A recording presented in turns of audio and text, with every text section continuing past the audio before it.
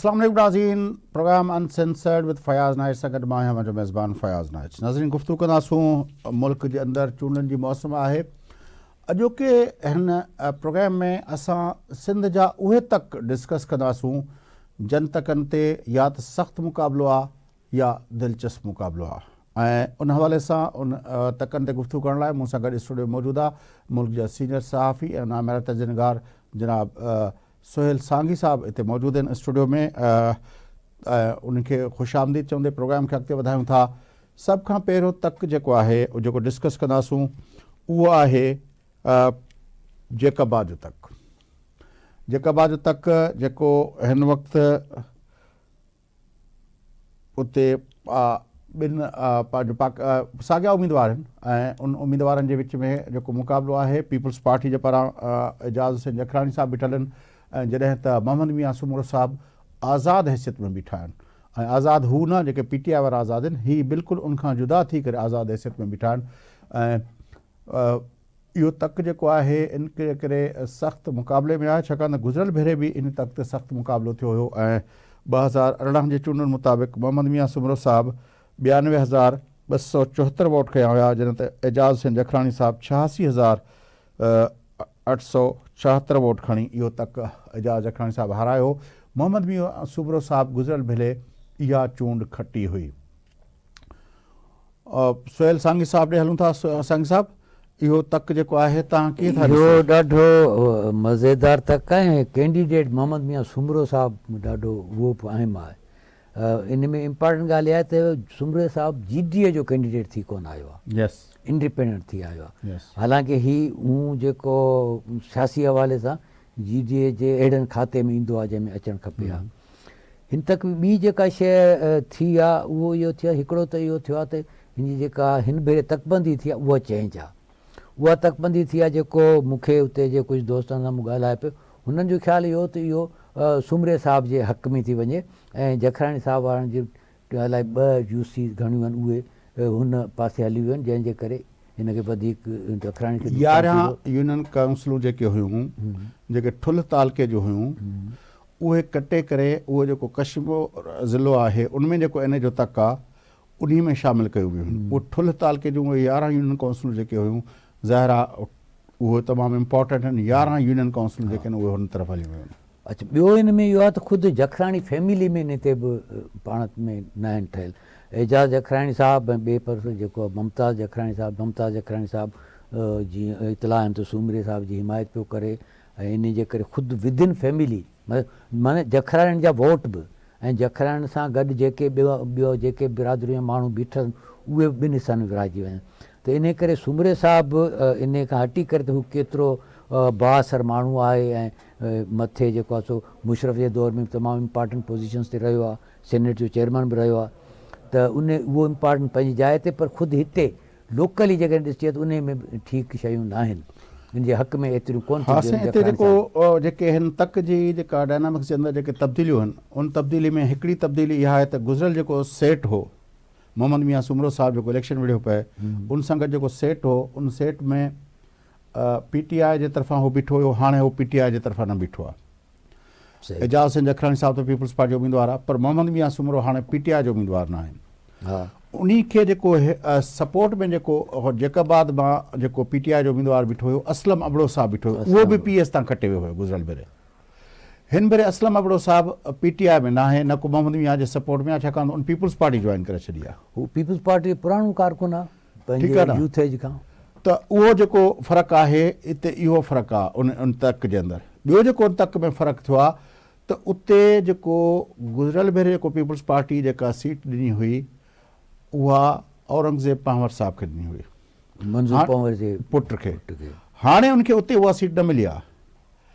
उहा सीट जेका आहे उते नओं प्लेयर पीपल्स पार्टी इंट्रोड्यूस करायो, नओं उम्मीदवार, उनजो नालो आहे हाजी शेर मोहम्मद मुग़ैरी साहब।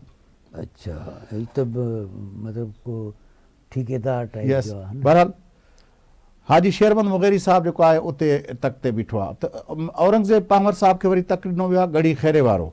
उन तक ते अॻे भेरे मुमताज़ हुसैन जखराणी साहब, एजाज़ जखराणी जंहिंजो तव्हां ॿुधायो पए उनजो कज़न आहे, उहो उते बीठो हुयो, उन खटियो हुयो। हाणे एजाज़ जखराणी साहब जीअं त मुमताज़ जखराणी साहब खे टिकट न मिली आहे त तंहिंजे करे हिकु तरफ़ जेको आहे उहो मुमताज़ जखराणी साहिबु नाराज़ थी वियो आहे, ॿिए तरफ़ जेको आहे वॾो इतिहादी हो एजाज़ हुसैन जखराणी साहिब जो, उहो हो मुक़ीम ख़ान खोसे जो फर्ज़ंद सखी अब्दुर्रज़ाक खोसो। उन टिकट लाइ ऑप्ट कयो पिए, उनखे बि टिकट न मिली, नतीजे तौरु उहो बि नाराज़ थी वियो। हाणे मुमताज़ जखराणी साहिबु बि एजाज़ जखराणी साहिब जे कैंप मां निकिरी वियो फैमिली जे तौर ते, ऐं उनजी कैंप मां उनजो वेझो इतिहादी हुयो अब्दुर्रज़ाक सखी अब्दुर्रज़ाक खोसो साहिबु, उहो उनजी कैंप मां निकिरी वियो। इहे थिया वञी एजाज़ जखराणी साहिब जे ख़िलाफ़ पॉइंट्स। जॾहिं त ॿिए तरफ़ वरी जेको आहे मोहम्मद मियां सुमरे जी कैंप मां वरी असलम अबड़ो साहिबु जेको आहे अॻे भेरे हुन सां गॾु हुयो, उहो निकिरी वियो। हाणे हिते जेका आहे गुज़िरियल भेरे बि 6000 वोटनि जी जेका आहे मामूली फ़र्क़ु हुई।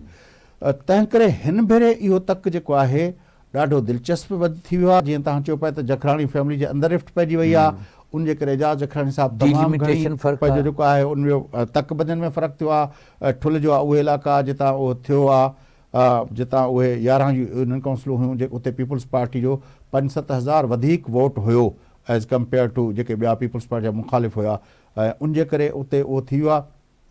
ऐं इन तक ते जेका टीं क़ौमी पंहिंजो सूबाई असेंबली जी सीट लॻे थी पई, उहा आहे ठुल जी सीट। ठुल जी सीट ते गुज़िरियल भेरे डॉक्टर सोराब सरकी साहिबु खटे हुया, पर हिन भेरे उते मसइलो इहो थी वियो आहे त डॉक्टर साहिब जे ख़िलाफ़ु जेको माण्हू बीठो आहे उहो मीर हसन खोसे साहिबु जेको अॻूणो MPA रहियो आहे मरहूम, उनजो ब्रदर आहे पंहिंजो शफ़ीक खोसो साहिबु। उहो सेक्रेटरी तालीम बि रहियो आहे, कमिश्नर वग़ैरह रहियो आहे, ब्यूरोक्रेट रहियो आहे। पर वॾी ॻाल्हि इहा आहे त उहो हिन वक़्तु उते जमियत उलमाए इस्लाम जो उम्मीदवार आहे। त जमात जो फैक्टर, जमियत जा वोट आहिनि, उहो फैक्टर, उनजे करे उहो जमियत जो कैंडिडेट आहे।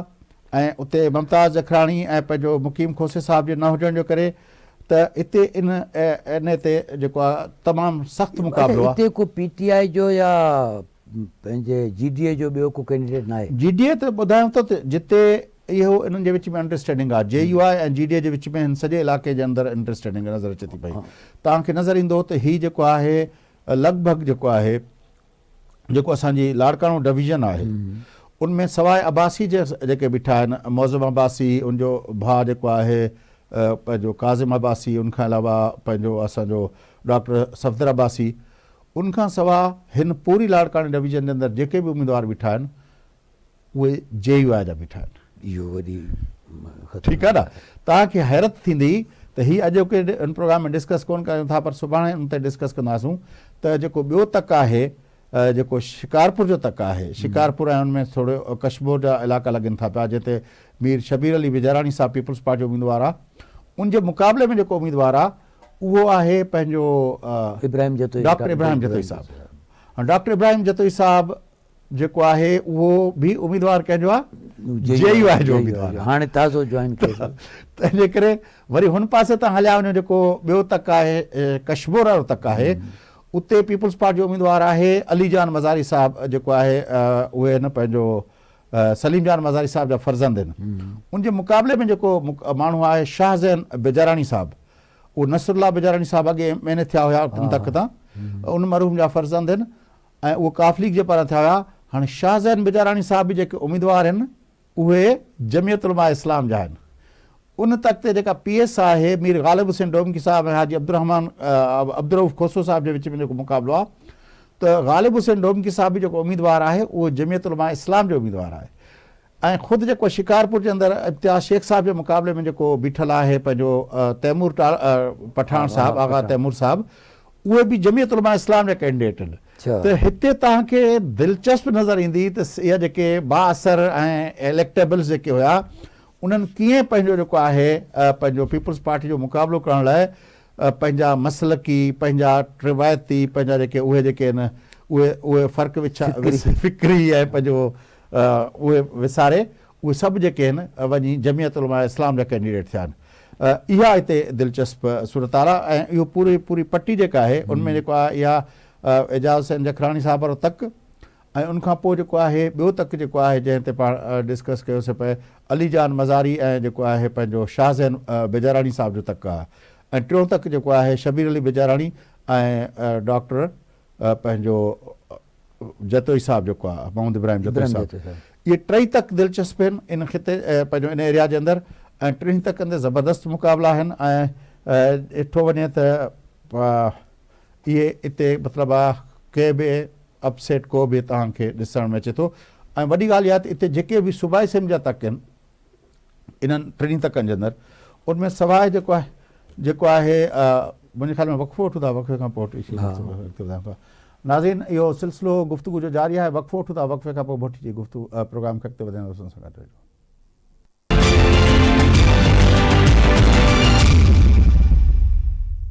वेलकम बैक नाज़रीन, अचो प्रोग्राम जे सिलसिले खे अॻिते वधायूं। सिंध जे अंदरि दिलचस्प ऐं सख़्तु मुक़ाबला उन हवाले सां गुफ़्तगू हलंदड़ आहे ऐं गुफ़्तगू जेका हली पए उन ते असां लाड़कानी डिवीज़न जे कुझु अहम तकनि ते तव्हां सां गुफ़्तगू कई ऐं जिन में पंहिंजो एजाज़ सिंह जखराणी साहिब जो जेको मुक़ाबिलो आहे मोहम्मद मियां सुमरो साहिब सां, शाहज़ैन बेजारानी जो जेको मुक़ाबिलो आहे अली जान मज़ारी साहिब सां ऐं उनखां अलावा जेको आहे मीर शबीर अली बेजारानी साहिब जो मुक़ाबिलो जेको डॉक्टर मोहम्मद इब्राहिम जतोई साहिब सां आहे। उन्हनि तकनि ते गुफ़्तगू हलंदड़ हुई।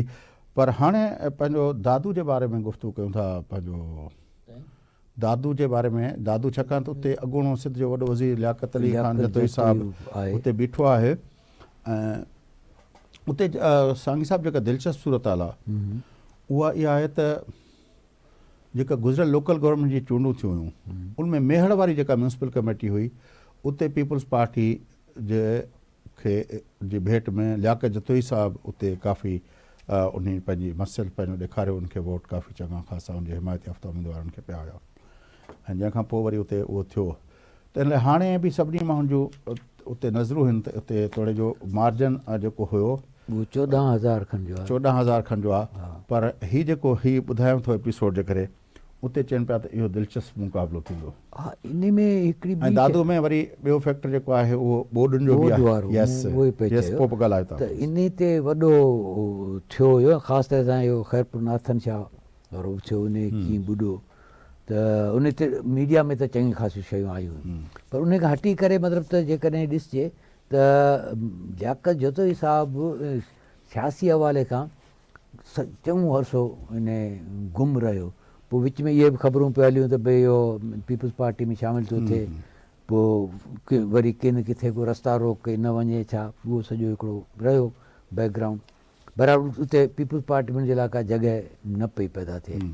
अच्छा, इरफान लगाई साहिबु इहो ज़फ़र लगारी साहिब जो फर्ज़ंद आहे। ज़फ़र लगारी त हाणे पंहिंजी जाइ तमामु हिकिड़ो सुठो ऐं वर्करनि जे लाइ तमामु सुठो रहियो। त उते इहे त वरी ज़फ़र लगारी साहिबु वारो त उहो ब्रांड हुयो जेके MRD जे अंदरि एक्टिविस्ट हुया न, त उन्हनि जे लाइ उहो ब्रांड सियासतदाननि जो उहो पीपल्स पार्टी जे उन्हनि माण्हुनि जो उहो ब्रांड जेको आहे उहो बिल्कुलु डिफरेंट ब्रांड आहे। ऐं वरी माण्हू बि उन्हनि खे रखी त उते ॾिसंदा आहिनि, इहो हिकिड़ो वॾो प्रॉब्लम आहे। हाणे इहो केतिरे क़दुरु इरफान लगारी साहिबु ज़फ़र लगारी साहिबु वांगुरु को बिहेव करे सघे थो नथो करे उहो हिकिड़ो अलॻि सुवालु आहे। पर माण्हू पंहिंजे लेखे उनखे आइडियलाइज़ कंदा। त ही मुंहिंजे ख़्याल में इन में घणी का चेंजिस इहा बि कोन्हे तक जेका तकबंदी थी आहे उन में का हेर फेर थी हुजे। ऐं घणे भाङे को लोकली को वॾी का सवाइ इहो जेको तव्हां म्यूनिसिपैलिटी वारी ॿुधाए पिया मेड़ वारी, उन खां अलावा ॿी को मेजर को अपसेट मूंखे कोन थो लॻे त को उते जा बासर धुरियूं हिकिड़ी का धुर या का बिरादरी उहो उन्हनि खे छॾे हेॾां पई हुजे। को एॾो वॾो को रिपोर्टेड कोन्हे हिन वक़्त ताईं। तव्हां ॿुधायो तव्हांखे दादू जे अंदरि हाणे कल्ह तव्हां ॾिठो दादू ज़िले खे जेकॾहिं मजबूरी तौरु डिस्कस कयूं, बंदे अली लगारी साहिबु जेको हुयो उहो पीपल्स पार्टी जे ख़िलाफ़ु बीठो हुयो जोही वारे तक ते।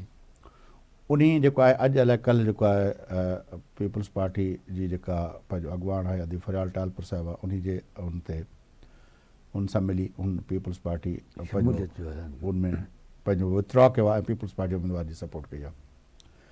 ॿियो दादू जेको आहे जेको डिस्कस पाण पिया कयोसीं जेकबाद जे हवाले सां, दादू ऐं जेकबाद जो बि कनेक्शन अथव पामरनि जे करे।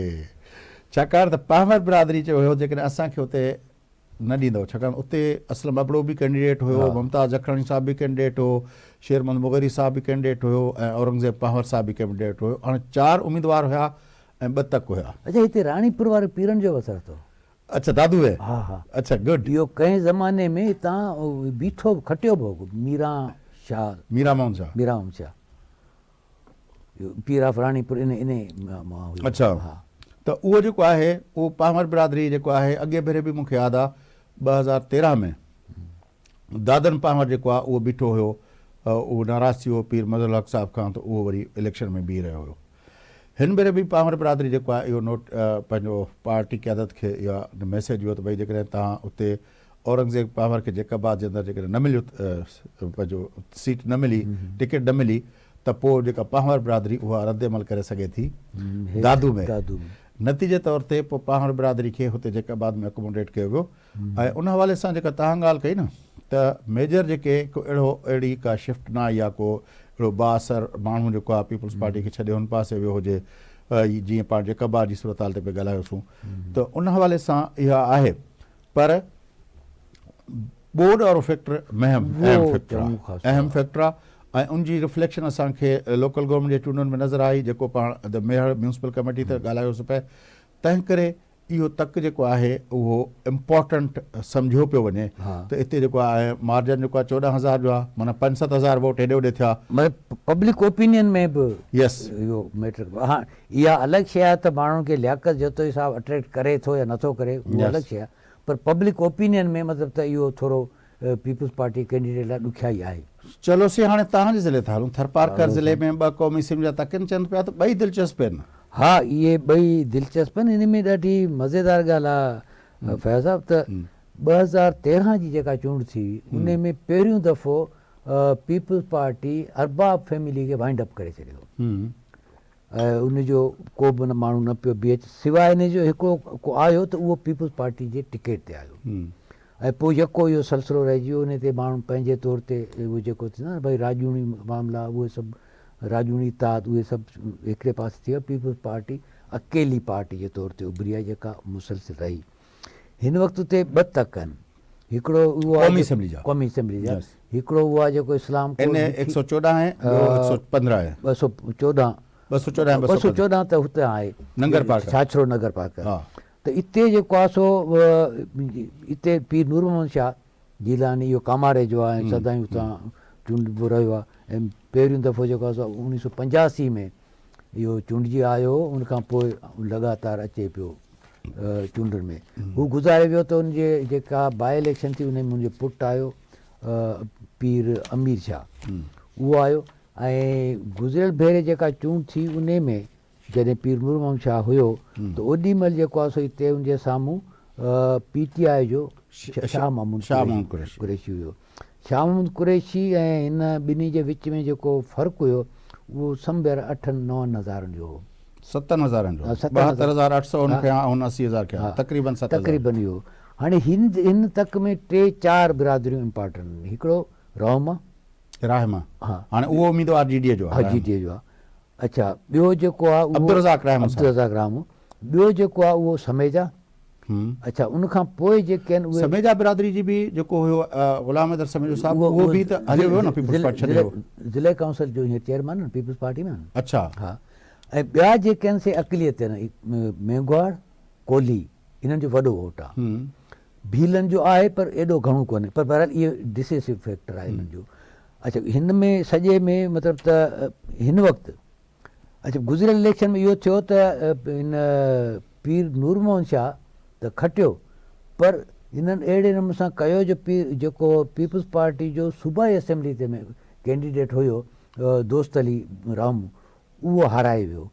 छाकाणि जो पीर नूर मोहम्मद शाह जो भाइटियो सूबाई ते बीठो हुयो, त रहमा बिरादरी खे इहो हो त भई असां सां पीर साहिबु जेको आहे सो इहो हथु कयो आहे, त उहो हिकिड़ो रहियो। हिन वक़्तु रहमा बिरादरी जो थी गॾिजाणियूं थियूं, इहो सॼो हलियो पए गुज़िरियल 3-4 महीननि खां। त हुननि इहो कयो त भई हाणे असां इन पोज़ीशन में आहियूं जो हिकिड़ी सूबाई जी सीट खटे सघूं था ऐं क़ौमी असेंबली ते असरअंदाज़ थी सघूं था। नतीजे में इहो थियो त इन क़ौमी असेंबली GDA जे कैंडिडेट तौर ते रज़ाक रामू आयो, जेको अॻे MP जे तौर ते चूंडियल हुयो। ऐं उनजे साम्हूं जेको आहे सो पीर नूर मोहम्मद शाह जो पुटु अमीर शाह आयो आहे। अच्छा, हिते शाह महमूद कुरैशी जो इहो मज़ेदार ॻाल्हि आहे, PTI जो जेको अॻुवाण आहे, उन जो फार्म बहाल थी वियो हुयो, पर इहो तॾहिं जी ॻाल्हि आहे जॾहिं हिनखे अञा न आई। पर अञा सज़ा खां पोइ बि उते थर में त अञा ताईं कल्ह मुंहिंजी ॻाल्हि ॿोल थी पई, उन्हनि चयो पियो त इहो वर्क त असीं कयूं पिया। त बहरहाल आउं सम्झां थो त इहो जेको आहे सो कन्विक्टेड आहे, त पोइ इलेक्शन में न अची सघंदो। जेकॾहिं न अची सघंदो त पोइ त आउं भायां थो त जेका सिचुएशन आहे उन में रहमा इहा सीट खटनि था, उन वटि इहो आहे त हिकिड़ी सीट सूबाई जी असां वटि हूंदी, हिकिड़ी क़ौमी जी हूंदी। पर जेकॾहिं आहे त पोइ जेको पीपुल्स पार्टी मुखालिफ़ जेको वोट आहे उहो विराइजी वेंदो। नतीजे में इहो पीर अमीर शाह इहो खटे सघे थो। त मतिलबु त हाणे शाम कुरैशी साहिब जे लाइ इहो तमामु ज़रूरी आहे त हू बीठो रहे त जीअं पीपुल्स पार्टी खटे सघे। अच्छा 215 जेको आहे उते पंहिंजो महेश मलाणी साहिबु ऐं पंहिंजो विच में मुक़ाबिलो आहे। अरबाब ग़ुलाम रहीम पंहिंजो अॻे भेरे उमरकोट ॿियनि इलाइक़नि मां बीहंदे बीहंदे हिन भेरे हिकिड़ी सीट ते बीठो आहे, कंहिं बि प्रोविंशियल सीट ते न बीठो आहे, हिकिड़ी सीट ते बीठो आहे ऐं उन अची सॼो पंहिंजो जेको आहे पंहिंजो चइबो आहे न पंहिंजो पाण खे अची दाव ते लॻायो आहे। न उते सफ़ा मूंखे ॿुधाए पिए दोस्तनि त उहो जंहिंखे चयो लॾो लाहे वेही रहियो उहो कयो। अच्छा इन में हिकिड़ी ॿी मज़ेदार शइ गुज़िरियल हिकिड़ो वक़फ़ो वठूं था, हिन ते तव्हांजो आहे इहो तफ़सीली तव्हांखे ॻाल्हाइणो पवंदो। इहो थरपारकर जा इलाइक़ा आहिनि, तव्हांजी उन बाबति में जेका इंफॉर्मेशन आहे चाहींदासीं त नाज़रीन खे पहुचे। नाज़रीन वक़फ़ो वठूं था, वक़फ़े खां पोइ मोटी अची सिंध जे मुख़्तलिफ़ तकनि ते गुफ़्तगू जे सिलसिले खे अॻिते वधाईंदासीं। संगत रहिजो।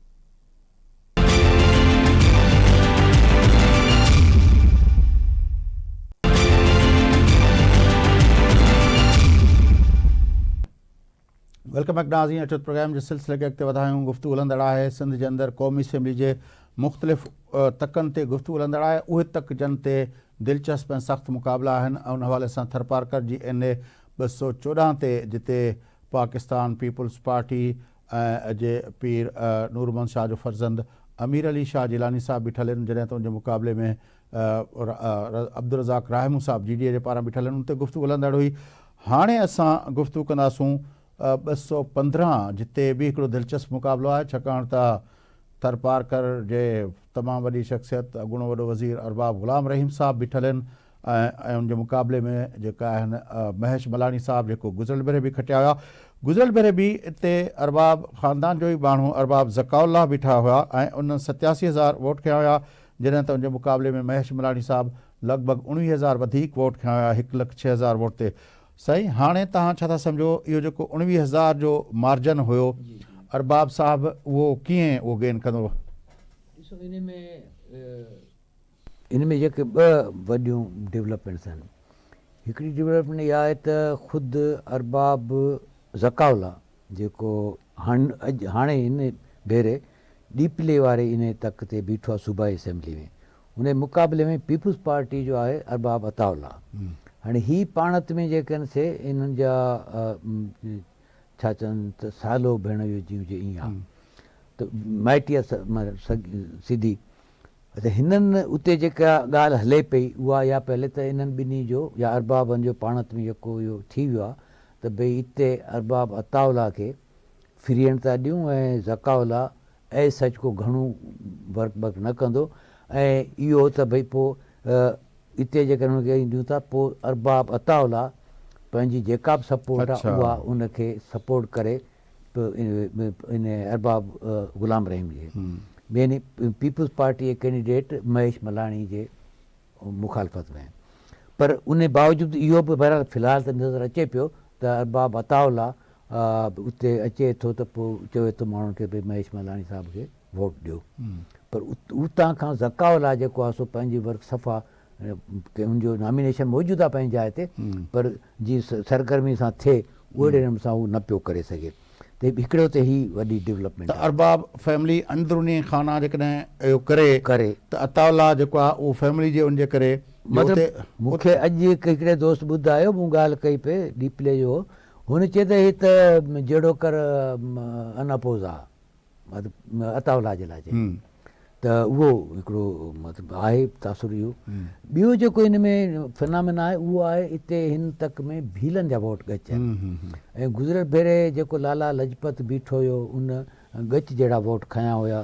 तव्हांखे वेझो जेकॾहिं हुजे इहो थरपारकर वारो त तव्हां ॾिसजोसि त मुंहिंजो ख़्यालु आहे त 15 या 18,000 आहिनि मुंहिंजा वोट। इहे हिन भेरे को नॉमिनेशन आहे ऐं भील बिरादरी हुनखे वोट बि ॾींदी, पर चयो इहो पियो वञे त हू सच को घणो सरगर्मी सां पंहिंजी चूंड मुहिम हलाए उहो न पियो हलाए।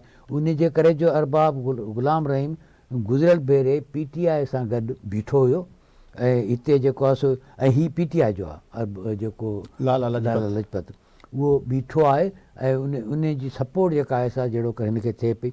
पर आउं सम्झां थो त उन बावजूद बि उते जी जेका भील बिरादरी ज़ाहिर त घणो को तालीम वालीम इन जो मामिलो कोन्हे, पर वोट हिनखे ॾेई वेंदी, कुझु वोट शायदि अरबाब खे मिलनि। त हीउ हिकिड़ो फिनामिना हिते डेवलप थियल आहे। ऐं बाक़ी इहो आहे त महेश मल्हाणी थरपारकर में मतिलबु त जहिड़े सां कमु कंदो आहे त उन में हुनजी हिकिड़ी रिप्यूटेशन त आहे ऐं रिप्यूटेशन आहे त उते वर्करनि में बि आहे, माण्हुनि में बि आहे, को हलियो थो वञे उते बि आहे, बसि हिकिड़ो रखे थो पंहिंजी जाइ ते ऐं इलाही सारा हिन शयूं डेवलप कयूं बि आहिनि। हिन जो त बेसिकली कयो पिए त भई मिथी ऐं भर पासे खे इहो कजे।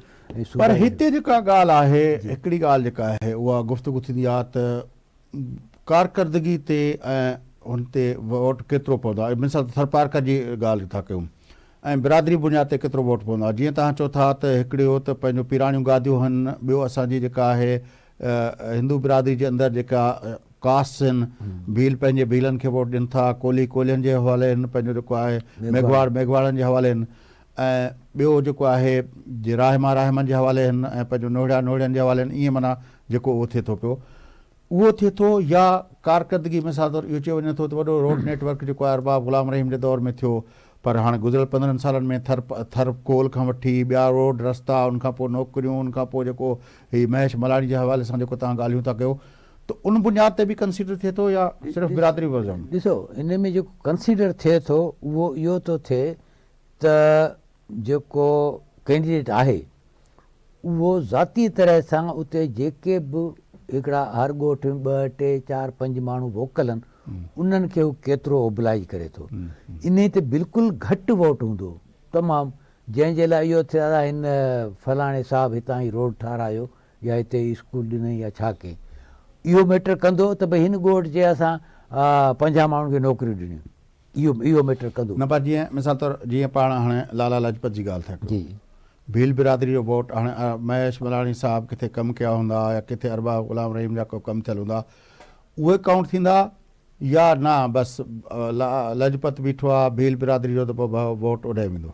ॾिसो, इहो हाणे पाण सही सिंध में फिनामिना थी वियो आहे। उन्हनि जो इहो ख़्यालु आहे त असांजो जेकॾहिं माण्हू किथे सियासत में इन्फ्लुएंस रखे थो, MP थिए थो, MNA थिए थो ऐं नथो बि थिए तॾहिं कैंडिडेट तौर ते आयो त उन्हनि हिकिड़ी पंहिंजी पूरी मञता कराए वरिती, त पोइ उन जे नतीजे में हू उते जेके बि डे टू डे जेके शयूं थियनि उन जे ज़रिए हू पंहिंजो जंहिंखे चइबो आहे त उते जे शयुनि ते या उते जेके अख़्तियार उन ते असरअंदाज़ थियण जी पोज़ीशन में अचे थो। वॾी महिरबानी सोहेल सांगी साहिबु। नाज़रीन, गुफ़्तगू तव्हां ॿुधी सिंध जे अंदरि बिरादरीज़म ते ऐं उन ते वोट वटि ॾियण जो सिलसिलो जेको आहे वधीक मज़बूत थियो आहे नज़रियनि, पार्टियुनि या जेको आहे कारकर्दगी जे बुनियाद ते, ख़ासि तरह थरपारकर जे हवाले सां जॾहिं ॻाल्हायोसीं, पर सोहेल सांगी साहिबु चयो त मजमूई तौर ते सॼी सिंध जे अंदरि इहो वधियो आहे। इन ते गुफ़्तगू कंदासूं। अॼोके प्रोग्राम जो वक़्तु पूरो थिए थो। सिंध जा जेके ॿिया दिलचस्प ऐं सख़्तु मुक़ाबला आहिनि उन ते ईंदड़ ॾींहंनि में तव्हांखे वधीक अपडेट ॾींदासीं। नाज़रीन, अॼोके प्रोग्राम में पंहिंजे मेज़बान फयाज़ नाइच ऐं असांजे पंहिंजो सीनियर एनालिस्ट सोहेल सांगी साहिबु खे इजाज़त सदाईंदा।